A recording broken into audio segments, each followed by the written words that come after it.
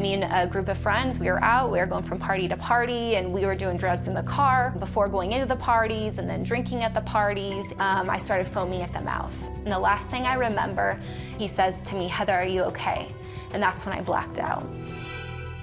My parents divorced when I was 2 years old. All I really knew is Daddy hated Mom, Mom hated Daddy, and I was hearing from both sides of the reasons for why they disliked each other. It put a lot of bitterness or frustration in my heart towards my parents at a pretty young age. My mom was remarried when I was about 4.5, 5 years old.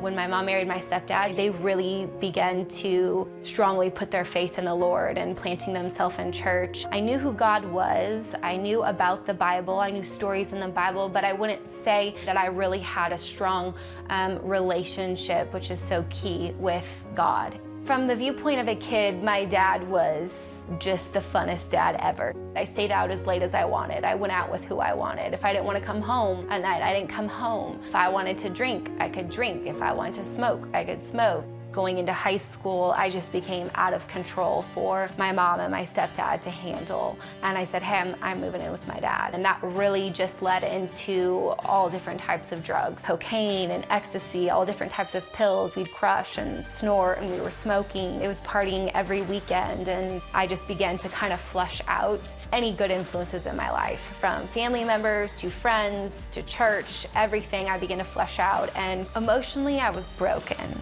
I was just an angry, hurt person. And all of those things started to brew a lot of insecurities. One night, me and a group of friends, we were out, we were going from party to party, and we were doing drugs in the car before going into the parties and then drinking at the parties. And one of my good friends, he had a big bag of ecstasy. He runs it over.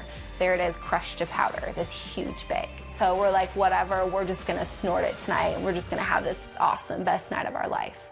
So he just starts feeding us all lines, line after line. And the last thing I remember is my best friend, who was also with us that night, he says to me, "Heather, are you okay?" And that's when I blacked out. I started foaming at the mouth. The guy had been feeding me the lines that night. He freaked out. He thought I was dead, and he leaves me in an abandoned apartment. Nobody's living in the complex, and just leaves me on the floor of one of the bedrooms. I laid there for 3 days. No recollection of any of that time, no consciousness, nothing. My best friend confronted that guy who'd fed me those pills and said, "You need to show me where Heather is at," you know, in a pretty strong confrontation. They had both thought I was dead. And the door was just cracked. And when I heard them, I moved a little bit. And he saw me move, and he came in and he picked me up off the floor. They rushed me home to my dad. And that was the first time I started waking up after those 3 days. The doctors, I remember them doing tests on me and walking in the room and saying, "We have no clue how you are alive. You have more drugs in your system than what should kill 3 grown men. You are a walking dead woman." And I remember just breaking, crying, because I knew I should have been dead.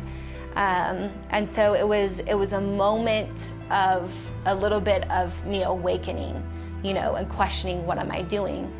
My mom had the police come pull me out of my dad's house, and so she wasn't giving up on the fight either for me.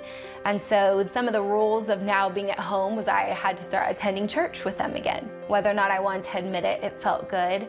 And so my heart, I would just say, it just began to slowly soften. Relationship with God, that was a big thing that changed for me. Not just attending church. I was feeling just a supernatural peace that I never experienced before. And ultimately, that was what won my heart over, was that just loving, peaceful presence of God. The Lord, He delivered me of drugs. He delivered me from alcohol. He delivered me from stealing. He delivered me from these intense, you know, addictions that I had that took a couple of years. It gets easier. There's hard moments in that process. There's harder days than others. And part of my accountability was my husband, who I had met. My mom had introduced us only 3 months after my OD. We went on our first date, And I told him everything. I thought he was gonna get up and leave the table when he heard everything I'd ever done. Coming from a person who never drank, never done drugs, was a virgin, listened to all of my junk, and was just filled with compassion. We started dating after that. We just fell so in love, and he really introduced me to the Holy Spirit. I'm so grateful that God's grace honestly gave me that second chance, gave me an incredible husband, and I get to do what I do now.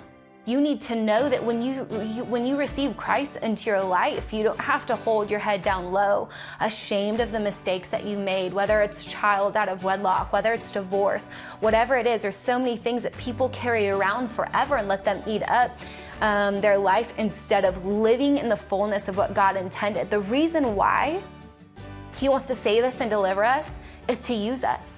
So as long as we allow that shame, those scars, those things to hold us up, it prevents the purpose of why He wants to save us, why He wants to deliver us, why He wants to redeem us. You are unscarred. You are made new when you receive Jesus into your life. He fully makes you new. It doesn't mean that I forget my past because I want to forever be grateful, but I'm not held to that. That's not who I am. I'm made new.